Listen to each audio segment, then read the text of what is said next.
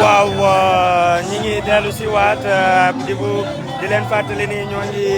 Goudiri département wu Goudiri bokk ci région wu Tambacounda Goudiri tey fii la ñu fanaan ñu yeewu fii live bi démarré woon dafa obligé couper parce que itam signalement yi ñu ngi am doole on vous demande très sincèrement de mettre les cœurs et de partager le live parce que fi ñu nekk nii à Goudiri la connexion n'est pas extraordinaire mais itam bu ci boolee ay signalement day doon loo xamante ne lu xaw a jafe la ci gérer donc on vous demande de mettre les cœurs et de partager au maximum chers patriotes di fàttali rek ñu ngi fi nga xamante ne moo di Goudiri comme je disais tout à l'heure mu di une population assez cosmopolite mu di localité boo xamante ne bu am solo la ci Sénégal Goudiri avec sa diaspora am na importance bu am solo Goudiri avec sa population am na importance bu am solo Goudiri par rapport à sa position géographique comme je disais buntu la ci Fouta te xam nañ ne fii nii lu am solo la am na sax ñu koy boole ci Fouta loolu moo tax ñu ni tey Goudiri am lu am solo la ci Yewwi Askan Wi di fàttali rek Thiédel Diallo mooy ki ngeen di seen nii mu nekk si wetu président Ousmane Sonko moom moo def exploit moom moo gagné pour la coalition Yewwi Askan Wi fii nii ci Goudiri ci élection législative yi passé donc mën nañu wax ne Goudiri bastion la ci Yewwi Askan Wi depuis janvier donc mu won la ni mu di ñaari mbir yoo xamante ne lu am solo la ñoo ngi fii nii di Goudiri nit ñi génn nañ macha allah.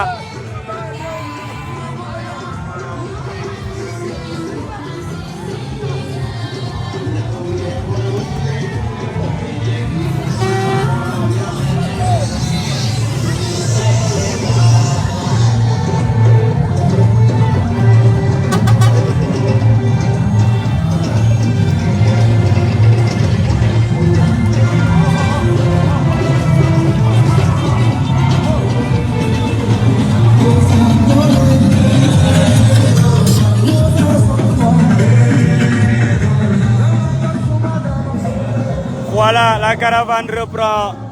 benn réorganisation bu ndaw rek la woon pour may sono bi jàll parce que comme ni ma leen ko waxee destination Matam où le leader Ousmane Sonko et ceux de Yewwi Askan Wi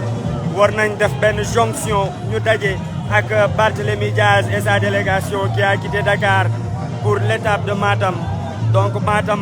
mooy nekk daje bi tey donc loolu la. On doit aller aussi à Kanel tout à l'heure loolu mooy programme bi Goudiri mu di dëkk bu am solo Goudiri mu di population ak diaspora bu am doole tout ceci justifie ce passage plus que honorifique pour répondre à la population de Goudiri à Yewwi Askan Wi de Goudiri di leen fàttali ni Goudiri en élection législative yi passée pratiquement dans la zone moom moo fi gagné parti au pouvoir ak seen ay liste parallèle l'homme de Goudiri est là il s'appelle Thiédel Diallo le maire de Goudiri sous la bannière de Yewwi Askan Wi moom mooy conduiraat la liste départementale pour Yewwi Askan Wi gagner le département de Goudiri pour les élections législatives du 31 juillet.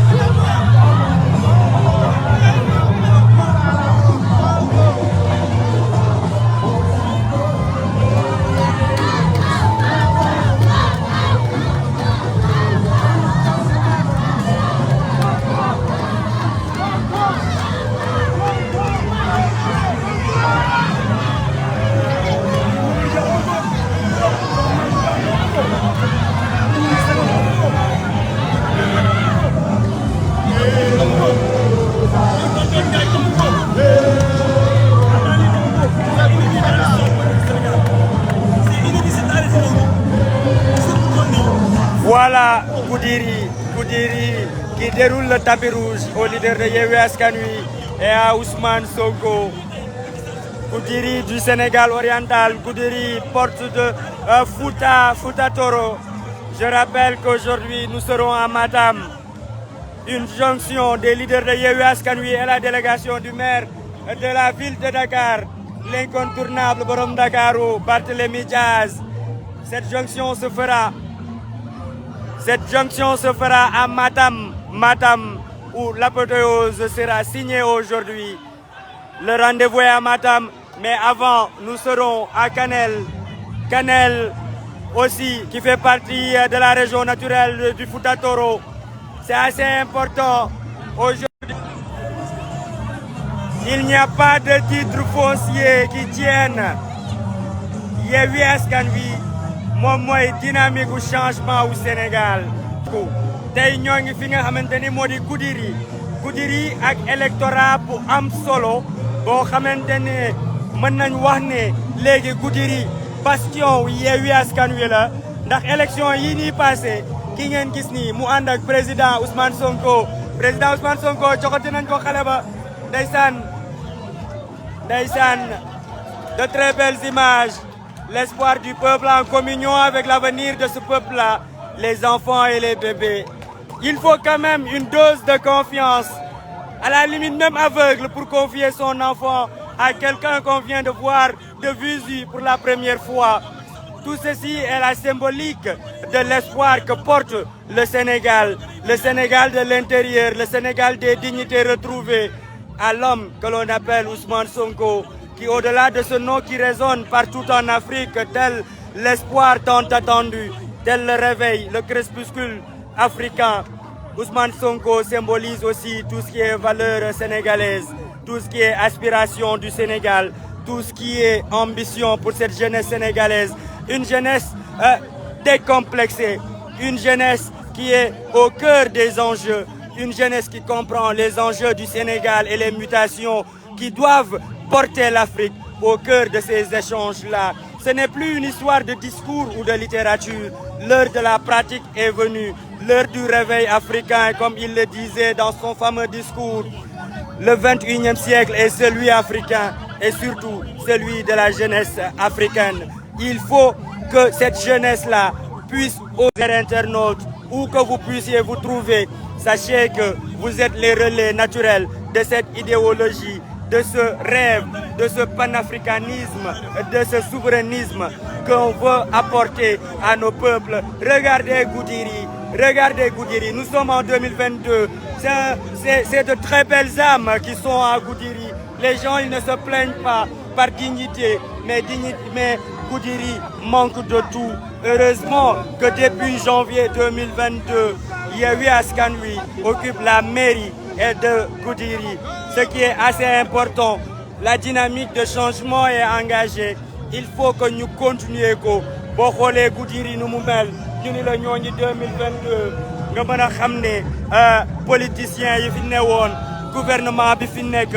ce dictateur en miniature, ce dictateur qui apprend de Sassou Nguesso que ce dictateur n'a rien fait dans ces contrées lointaines, mais aussi tout aussi proches du Sénégal de l'intérieur. Ici à Goudiri, regardez ces jeunes qui exclament le nom de Ousmane Sonko. Nous sommes dans cette dynamique-là. Yàlla xam na ne yaakaar bi nga xamante ne moom la ndaw yi def ci seen xol dugal ci Ousmane Sonko du tur kese du nit kese yaakaar la ngir Afrique. yaakaar la pour suñu ay rêve yaakaar la ci suñu ay bëgg-bëgg ci Sénégal moom boppam ci dëggantaan. Regardez le porte-drapeau toujours au rendez-vous. lii nii dalay won ne ban leader ban groupement politique moom mooy dem fépp foo dem mu am un porte-drapeau qui porte haut le drapeau du Sénégal. Ban leader politique moom moo sol la casquette bu ñu inscrire vert, jaune, rouge avec l'étoile au milieu, le drapeau du Sénégal. Le patriotisme, ce n'est pas un discours. Patriotisme, da nga koy dund, da nga koy jëfee. Yàlla xam na ne même dans nos tournées, bu ñu waree taxaw war a jënd gasoil, war a jënd carburant, Ousmane Sonko day imposer à ce que ñu dem ci ay station yoo xamante ne ay sénégalais ñoo ko moom mu di EDK wala Elton wala yeneen nga xamante ne ay Sénégal ñoom ñoo ko moom. C'est pas de la publicité, c'est de la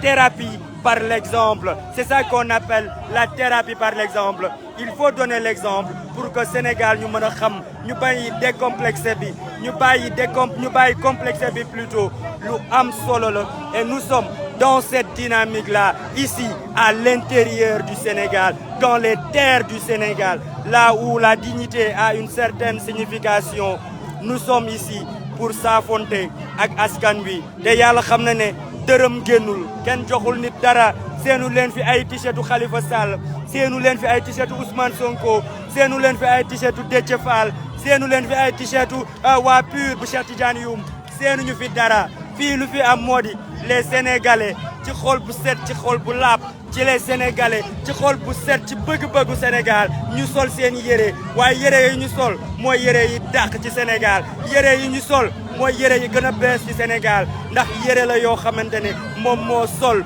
le cœur du Sénégal qui bat. Ce sont ces jeunes dames qui depuis au moins 30 minutes ñi ngi topp caravane bi di daw lii yaakaar la soxlawul t-shirt soxlawul sandwich soxlawul oto soxlawul 5000 francs. Ici, c'est la dignité qui accompagne la caravane de Yewwi Askan Wi, ici à Goudiri.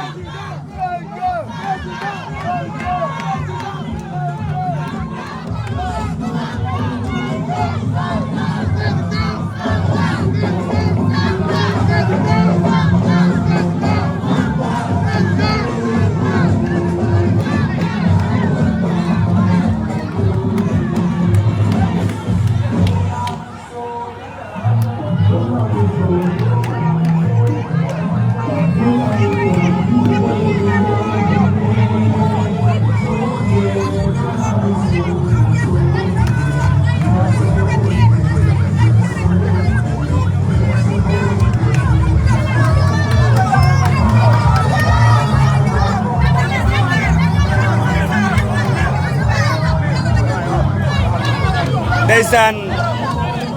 yaay booy a ngi wax yaay booy a ngi waxee xol dund bi metti na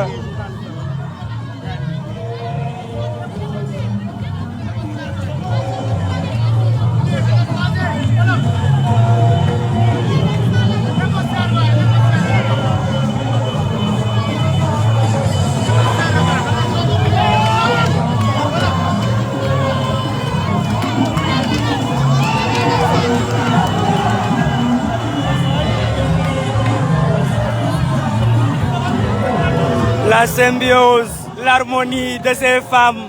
l'amour que portent ces femmes à Ousmane Sonko et au leader de Yewwi Askan Wi comme ni ma koy waxee mbir yi dynamique la loo xamante ne changement la loo xamante ne bëgg-bëggu askan wi la loo xamante ne Yewwi Askan Wi la jaruta wax jaruta jëf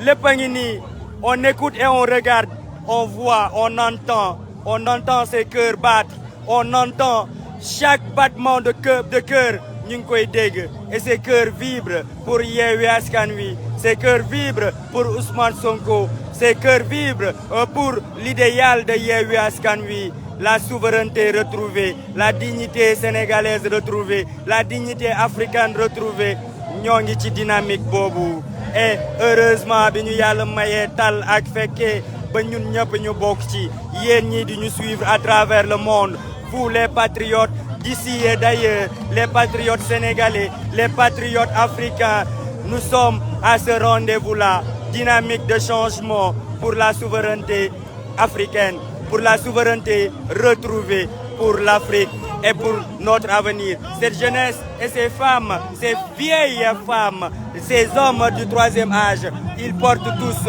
Ce n'est pas que la personne, mais c'est l'idéal d'une Afrique, d'une dignité, d'une souveraineté, d'une Afrique meilleure,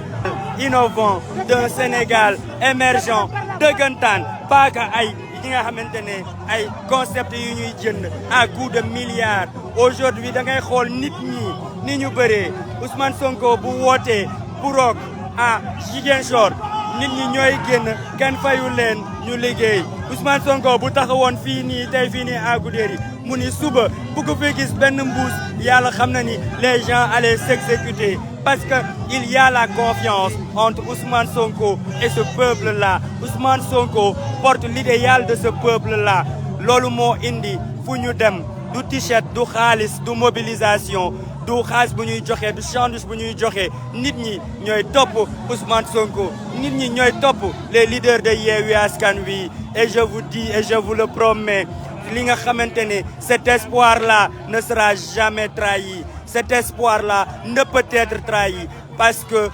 Ousmane Sonko lui-même et les leaders de Yewwi Askan Wi, on se rêve au cœur en Afrique, on se rêve au cœur pour le Sénégal. Ce n'est pas ay wax yi ñuy wax mais ay jëf la yu ñuy teg ay sacrifice la. Tous les leaders de Yewwi Askan Wi, ils sont pas engagés parce que dañoo rejeter la liste de Yewwi Askan Wi ci élection yi mais ñoom ñëpp depuis plusieurs jours ñoo ngi ànd ak ñoom ñëpp ils mouillent le maillot mooy ñi ngi liggéey ñi ngi jël seen oto ànd ak askan wi dem dooleel ñi nga xamante ne ñoom ñoo fi nekk pour Yewwi Askan Wi dem saafonte ak ñi nga xamante ne ñoom ñoo ci nekk di xaar xoolal ma góor gi 3e âge la xoolal ma góor gi daanaka imam la xoolal ma góor gi ni mu taxawee c'est le 3e âge et il attend le président Ousmane Sonko nañu dem ñu xool saafonte bi.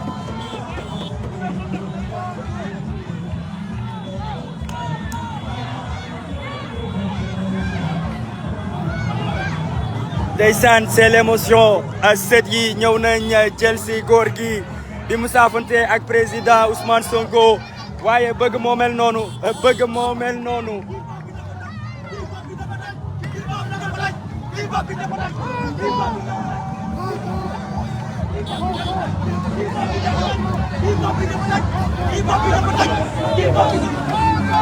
mi ngoog on est à Goudiri dëkk boo xamante ne bu am solo la ci zone bi ñu nekk bi nii Goudiri bokk ci région de Tambacounda di Sénégal oriental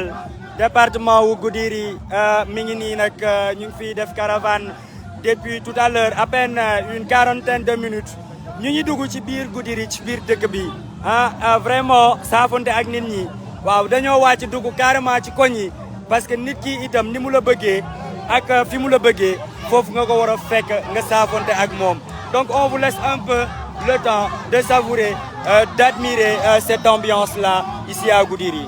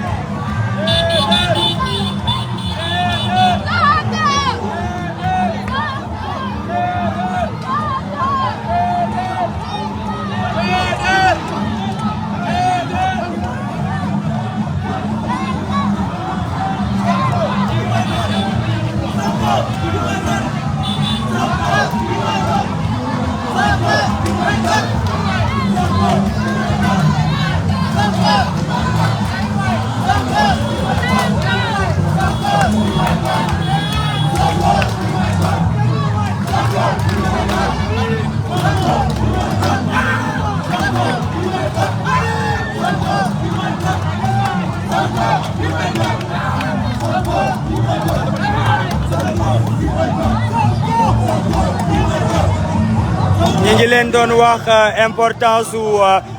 électorat bu Goudiri la carte électorale de Goudiri mi ngi joxe 47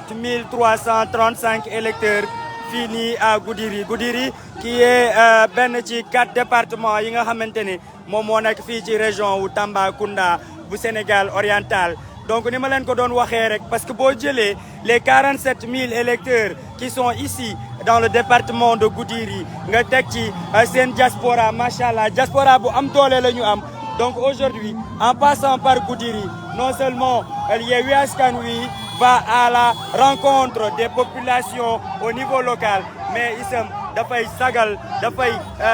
beral loxo ñi nga xamante ni moo di la diaspora de Goudiri ku ni Sénégal nga ni diaspora ku ni Yewwi Askan Wi nga ni diaspora ku ni président Ousmane Sonko nga xam ni moom mooy nitu diaspora bi lu am solo la parce que 47 335 électeurs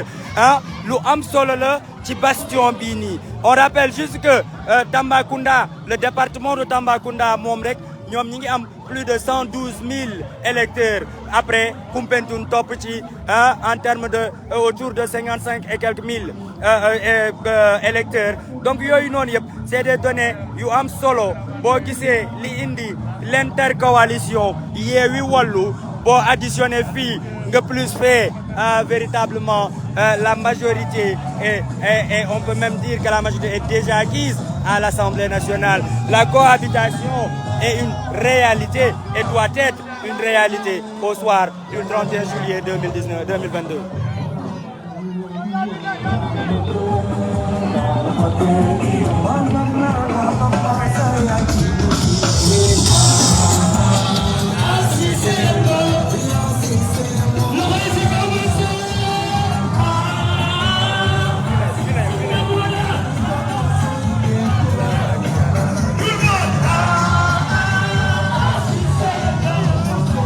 How you get?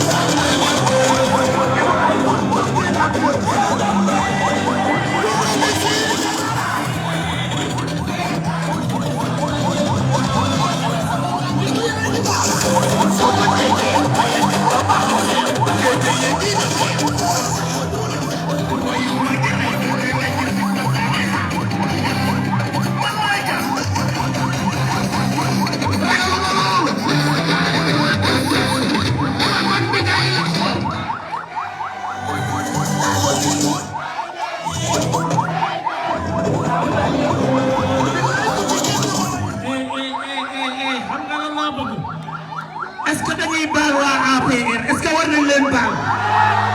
duñ leen baal kon xam nga dañuy def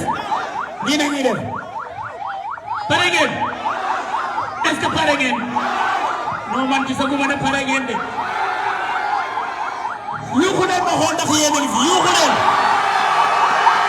pare ngeen ma baal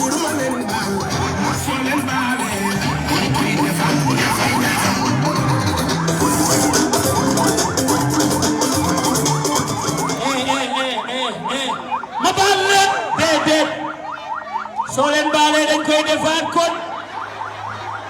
dis-moi qu'est-ce que tu veux Je m'en fous de ça. Yoro say millions di bëggoon de. Ay damay neex. Dëgg du neex, dëgg du neex.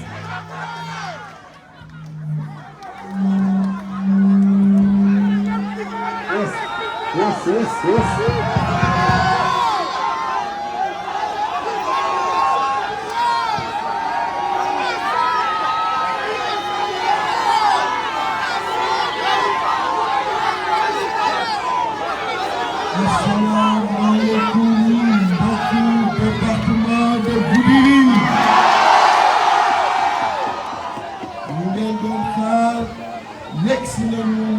Département bi muy la coalition Yewwi Askan Wi néew na ngeen gis délégation bu mu toy fanaan ci campagne électorale fii si Goudiri loolu néew na pourtant tey moom la Yewwi Askan Wi def Yewwi Askan Wi Goudiri la yeewoo kon ñëw nañu ak la tête de liste nationale de la coalition Yewwi Askan Wi Ousmane Sonko ñun ak le président de la conférence des leaders le président Khalifa Ababacar Sall ñëw ak borom tubaab yu neex yi nga xam ne bii làkk tubaab Sénégal yëpp a ngi déglu muy le coordonnateur du PUR muy Cheikh Ahmed Tidiane Youm ñu ñëw ak ki nga xam ni ñëpp ràññee nañ ko ci législature yu weesu muy le président Moussa Tine ñu ñëw ak commando bu ci ginnaaw nga xam ni ñëpp gis nañu tamit mu sol tey muy la présidente Maïmouna Bousso fii nag dañ fiy def ay prise de parole yu gaaw ndaxte xam ngeen ni ñoo ngi war léegi ba Matam te ñoo ngi ñu fay xaar mais mënuñu woon tëb état bu Goudiri moo tax ñu ni suñu candidat nga xam ni dama bëgg ngeen tàccu ko bu baax a baax ndax taxawaayam ndax accueil bi ñu defal générosité disponibilité mais bëgg bi mu bëgg Goudiri ñëpp xam ko tax mu bàyyi France boobu mu nekkoon ñëw dëkk fii au plan local li mu am yëpp mu investir ko fii ma bëgg ngeen tàccu ma bu baax l'honorable député Thiénel Diallo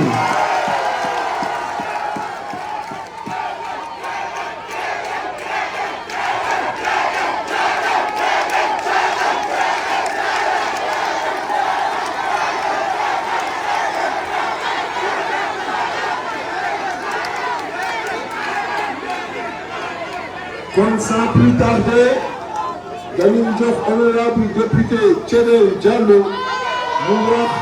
ñu jël ko officiellement bu ko defee bu paree ñu enchaîner ak le candidat la tête de liste nationale de la coalition Ousmane Sonko mu adressé aux populations sénégalaises ñu mën a continuer de Matam inchallah kon l'honorable député Thiénel vous avez la parole avec tous nos hommages. Merci beaucoup.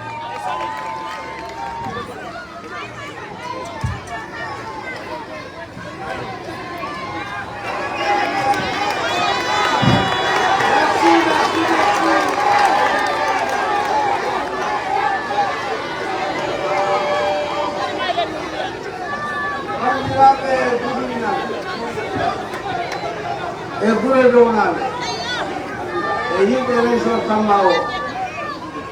mi jaari on en calmini responsable men nde mi haalni jooni Ousmane Sonko min mbayrumi waɗede appuyé politique officiel et zone politique ça date de 88 lorsque le président Abdou Diouf ari ɗo yehi ɗo ha Sadat gila leen élection présidentielle député yi tuma hay gooto weerani arduɗo wallude ɗum. L'honorable député Thiédel Diallo vient de donner une information de taille. nee na depuis 1988 bi Abdou Diouf ñëwee fii boobu ba léegi benn homme politique d'envergure nationale ñëwul fii nii nga xamante ne moo di Goudiri bay di fi fanaan donc ci pël la ko wax mi ngi sant ak di gërëm les leaders de la coalition Yewwi Askan Wi yu ko honoré Goudiri à travers ce geste. Je partage des valeurs socialistes. Je remercie son groupe de Tchébal. Nous avons tout fait, on a tout dit, mais continuer. La vérité, c'est le seul qui continue et qui est durable. Je salue évidemment notre marabout, le français, je m'appelle mon marabout. Il est marabout de mon marabout. Donc, Déthié, il faut que si Yewwi Askan Wi gagne,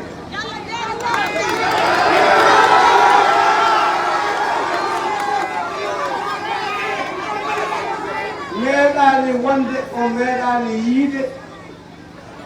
député ji ene piɗñira e nder hémicycle 13e législature e unique o meeɗaani yiide député wiya ene waɗa trafic de passeport o meeɗaani yiide député ene waɗa blanchissement de l'argent yiide de faux billets. Député wonaa ko woni golle mum woni golle mum ko woodde luwaaji woni galle mum woni goɗɗe mum ko woodde ko nafata e ko koɗɗaa ɗo c'est ça le président. Enen ɗo je disais de toute façon Sénégal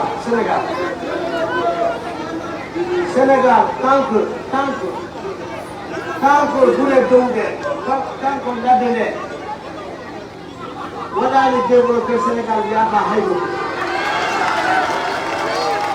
Agriculture élevage application ɗo mbawi famde ndega muru biyeteɗo Sénégal iwata ko leydi ndi wiye o ko Ukraine.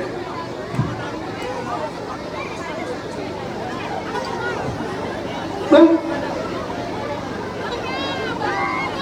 minen somin dañima min gittat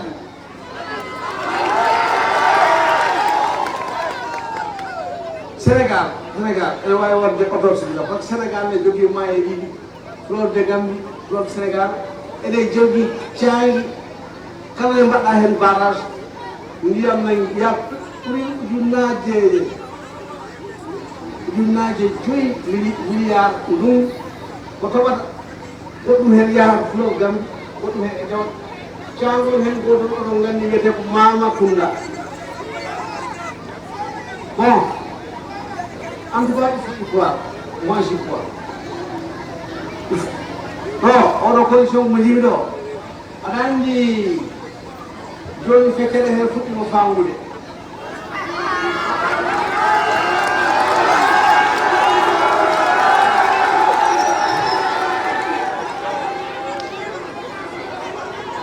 jimmi ko gañoɗen ɗo wona gandol ni non oɗon gandi président men conseil départemental o waɗa élu koye 36%. Alors pour être légitime dans un suffrage universel, il faut avoir au moins 51%. 36%. Capantati jeegom o heɓi conseil départemental.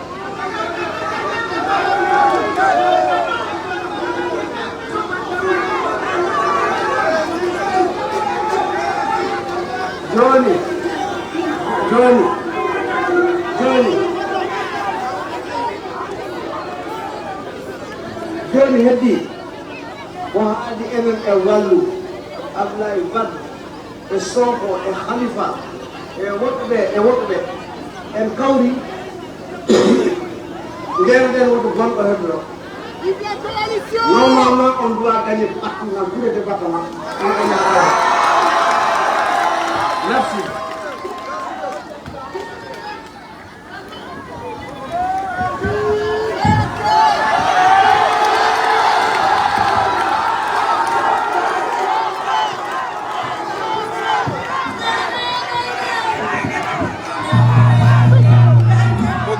yàppale dunde kultum yàppale dunde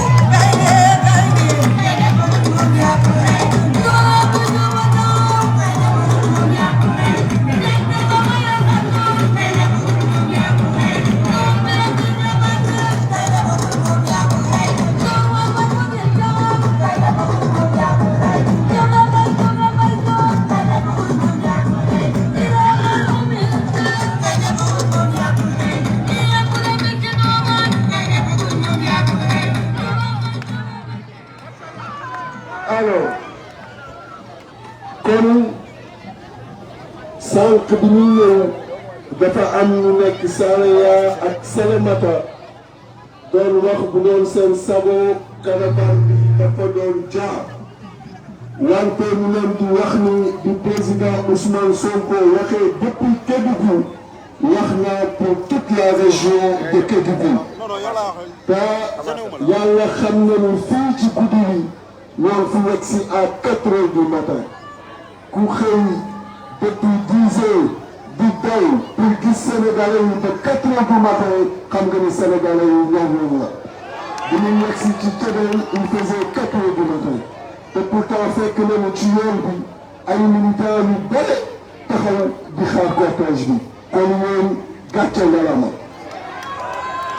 À présent on va donner la parole à notre tête de liste nationale nga xam ni Macky Sall def na lépp lu ñu mën pour éviter cette image aux élections législatives kuppati na suñu liste sànni kuppati na suñu ay tur sànni foog ni du jàkkaarloog image bi wante xamul ni yàlla moo bari doole ak yàlla moo bari doole ñoo jot ci pexe na fekk mu ànd ak waayu yàlla rek wante bu ànd ak waayu yàlla pexe boobu du mu du fenn kon Macky Sall daa souffrir pour gis image bi mu bëgg que mu bañ que cet homme qui est la tête de liste nationale de Yewwi Askan Wi est un homme d'une grande dignité, un homme qui aime le pays, qui aime l'Afrique, fera nécessairement face aux Sénégalais lors de ces élections législatives. Kon dama bëgg ngeen tàccul ma bu baax a baax la tête de liste nationale de la coalition Yewwi Askan Wi, le président Ousmane Sonko, à qui on va donner la parole depuis Goudiri pour qu'il s'adresse aux Sénégalais d'ici et d'ailleurs. Merci beaucoup.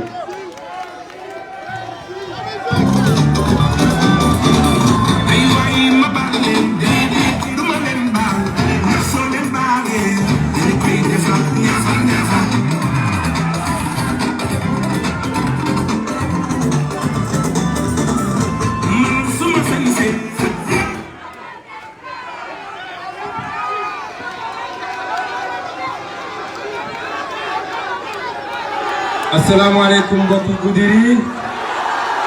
ñu ngi leen di nuyu di leen ziara di leen masawu ci naaj bu tàng bi di am mbégte bu réeréeré ci teew fii tey Goudiri président Déthié Fall wax na ko président Khalifa Sall dafa insisté démb ne lu mu guddi guddi Goudiri la ñuy fanaani moo tax biñ fi accident nekk 4 heures du matin jot na waaye balaa may sore di ngeen ma may ma jéggalu suñu mbokk Kotiari ak suñu mbokk Bala ndax ñoom ñun ci caravane yi ñuy def musuñoo xalaat ni à 3 heures du matin dina am ñuy taxaw di ñu xaar ci kaw tali bi moo tax démb dañoo romb ak man sa moto romb na ba def ay 3-4 kilomètres président Khalifa Sall woo ma ndax ñoom ñoo newoon ci gannaaw ne ma militant yaa ngi nii taxaw ci kaw tali bi ñoo baare yoon bi ñun lañ doon xaar ñu leen di gërëm ci yëg-yëg boobu parce que loolu yëg-yëg bu rëy rëy la 3 heures du matin quand même waa Kotiari ak waa Bala ñu ngi koy jéggal bu baax waaye di leen promettre rek lii campagne électorale la de tournée politique mais ci fan yi di ñëw ci weer yi di ñëw bu soobee yàlla dinañ ñëw tournée politique dans le département de Goudiri Inch'Allah te boobaa nag dinañu am jot def l'essentiel des communes pour ne pas dire toutes les communes saafonteeg yéen gën a xamanteeg yéen gën a miinanteeg yéen mbokki Goudiri bi ma duggee fii ci Goudiri ak circuit bi ñu def yépp wax dëgg yàlla waxuma ko ngir wax lu naqari waa Goudiri waaye ku la ne ci capitale départementale la ñu nekk di nga ne c'est pas possible au 21e siècle c'est-à-dire Goudiri à part les routes départementales amul benn mètre de goudron wala de pavé à Goudiri amul 2012 le Macky Sall falu président de la République 2012 à 2022 est-ce que 10 ans yi weesu sentir ngeen benn changement fii ci Goudiri est-ce que sentir ngeen benn changement ci Goudiri waa léegi waa Goudiri lay waxal koo dénk réew pendant 10 ans 10 ans bari na de am na tey xale yu nekk fii y a 10 ans judduwuñu woon nga dénk nit réew 10 ans 10 ans boobu amul lenn loo mën a ne changé na ci sama localité ak sama dundin est-ce que kooku su ñëwaatee ne la joxaat ma 5 ans di nga ko jox est-ce que loolu xel xalaat na ko kon gis ngeen Sénégal nous sommes un grand peuple nous sommes un très grand peuple au Sénégal lii rek firnde na ko fii samay maam alpulaar ñi ngi fii samay jaam séeréer ñi ngi fii samay nijaay olof ñi fii keneen ak keneen ngi fii Basari Saraxole Joola Soose ñëpp a ngi fii lii mooy la force du Sénégal bu ñu nangu kenn yàqal ñu ko kenn parce que li ñu am nii moo ëpp solo pétrole moo ëpp solo gaz am na réew yu am pétrole am gaz tey mu Sénégal moo leen raw xam ngeen ndax la amuñu lii ña ngay xeex di dóorante ay jaasi di dóorante ay bal kon lii mooy suñu matière première bu njëkk kon waa Goudiri élection lañ jëm bu am enjeu est-ce que fii ci ñi fi teew ak ñi ne ci kër yi est-ce que am na kenn koo xam ne rek bëgg nga Macky Sall am 3e mandat